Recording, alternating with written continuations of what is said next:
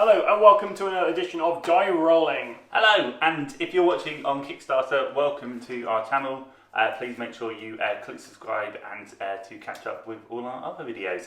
So we are playing the preview copy of Galactic Era. Yes, so we have a copy of Galactic Era. We're very excited about this. We've had it for a while. And yeah, the components you'll see today are early prototype components.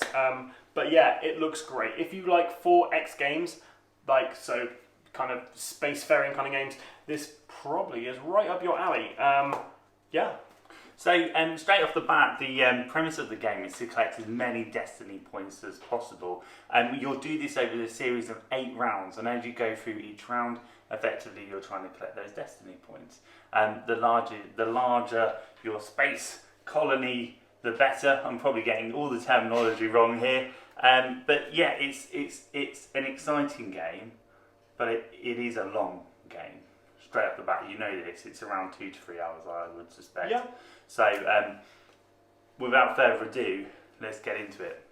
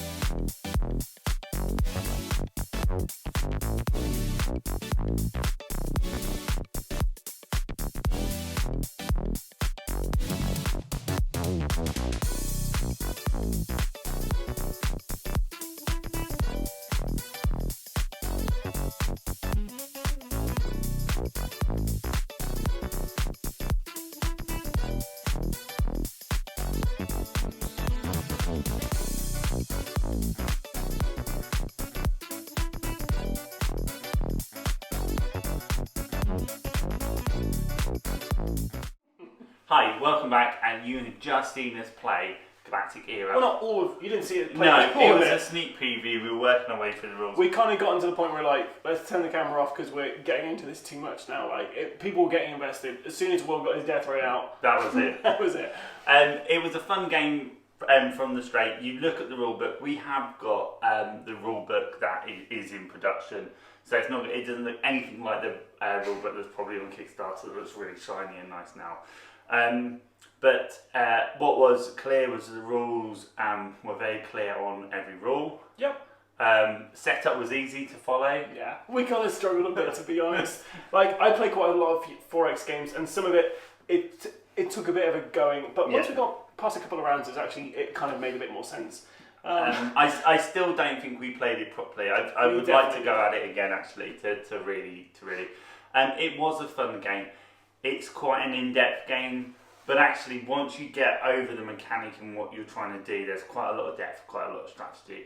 The overall aim of the game is that you're either playing for the people of the galaxy or against the people of the galaxy. Well, it's like for yourself or you're serving other people, basically, right? Yeah. Which is very unique in this kind of game, because regular kind of 4X games, you're all very much just doing your own thing, and then at some point one of you probably will decide to just start attacking everybody. Yeah.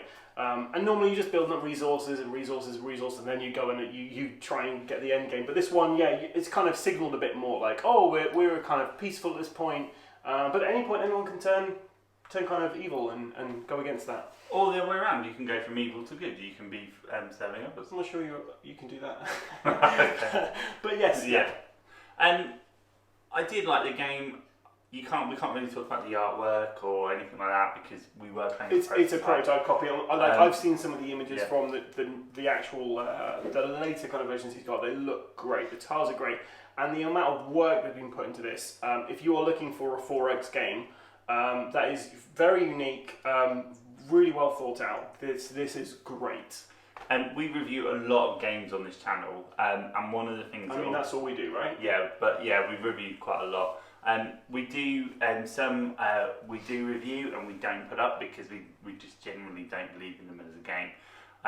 But what is really nice about this game is that the rules have been well played. It's been played out. We played it today. We didn't find any issues with the rules. The gameplay was balanced. There seemed to be quite a lot of depth of strategy. And it was clear. It's one of those games I think you can keep coming back to.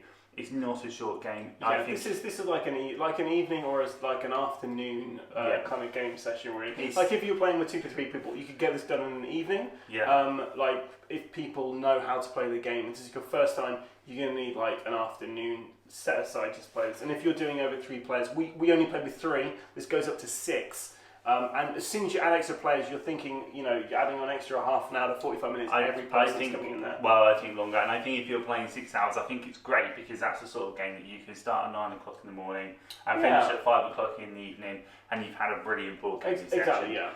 But it is a good game. It has everything that you could want for a 4X game, and it has everything you could want in sort of that theming and the creating ships and colonising. There's also like a ton of options in there as well because like we were all playing different races in it, and you play these kind of games and you always have like your own kind of racial abilities and stuff like that. The cool thing was you have 2 kind of racial abilities because you had like a light side and a dark side ability.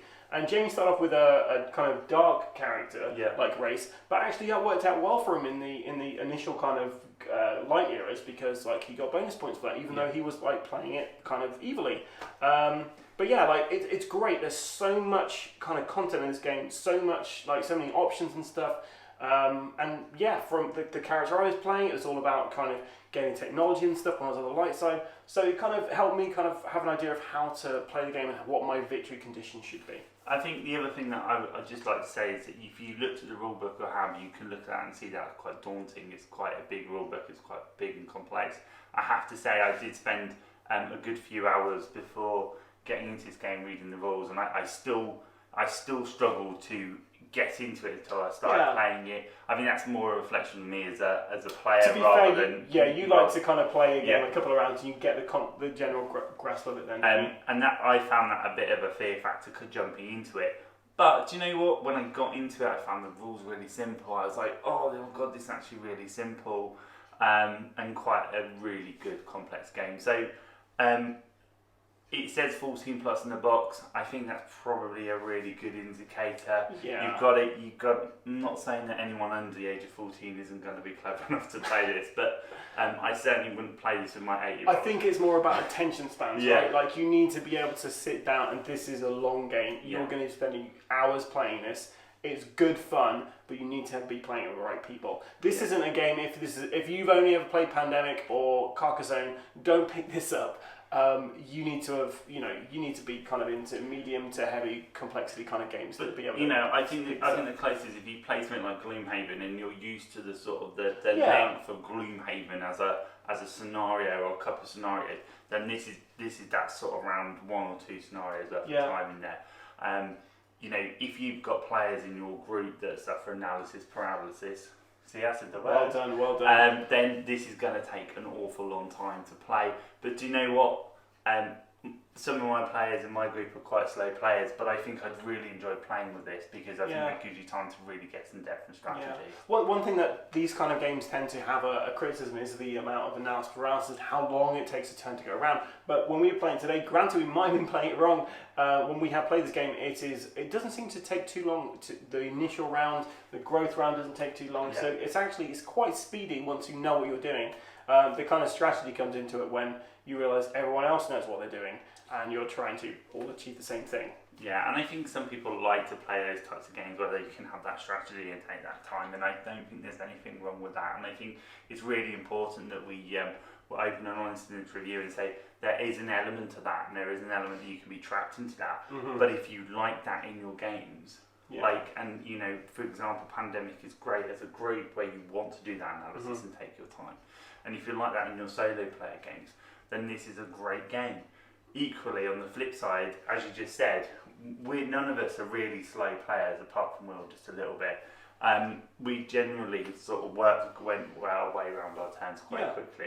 Is that a good thing? Probably not. But we really enjoyed it and we had a great time. It was good. One last thing I'd like to say is with some of these games, I mentioned earlier that there's a lot of kind of turtling in the beginning where you basically just are massing up your resources and stuff. I know when I played games similar to this, like Eclipse, you could be spending like 2 hours building up your perfect kind of army and stuff like that. Then somebody comes in and like starts taking you out, and it can leave a real kind of sour taste in your mouth. Because the thing is, you don't know what everyone else's kind of their allegiance is. Like, you know that people could fight you and stuff at any point, but in this game you've got the kind of the morality, the kind of alignment side. So you kind of like Jamie was dark. He was starting moving towards where my guys were. And I thought, right, in this case, he's definitely going to attack me. Whereas in other games like this, you think, oh, maybe they're going to trade with me.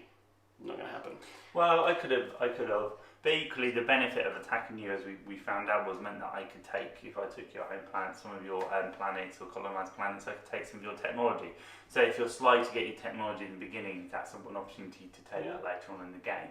So it's got some fantastic elements, some fantastic strategy. I really enjoyed it. Would I play it again? Of course I would. Would I play it regularly? Probably not, but it'd be a game that I'd look forward to playing on a rainy Sunday afternoon. Yeah, sunny, rainy Sunday. Yeah. I agree with you. I think this is a really good, heavy, thematic space conquest game. If this is the kind of thing for you, pick it up. If you're intrigued by it, pick it up. Lots of work has gone into this game, and it really shows. This gets my recommendation for a Kickstarter here. It's great. Take a look. Cool. So as this is a Kickstarter, it's not a production game, it's not a final game, we will not give it like a review in the sense of giving a score. As per every game that we review from Kickstarter or that's sent to us, is totally independent. We've not got paid for these reviews. Yeah, we just sent a copy of the game and it's our own honest opinion on the game. As we said before, if we really, really don't like a game, we'd rather not put a review up than put anything up. So for us, it's a really positive review. We look forward to seeing the final version of this when it hits Kickstarter. Definitely. And if it's in Kickstarter, I'm sure it looks fantastic. But from us at Die Rollin, please make sure you catch us on all our social media channels, including Facebook, Instagram and YouTube. If you want to make sure that you're keeping up to date with all the various contents we release weekly, it's sometimes not daily, then make sure you subscribe on our YouTube channel at Die Rollin, and if you want to see those fantastic videos when they come straight away, make sure you ring that bell.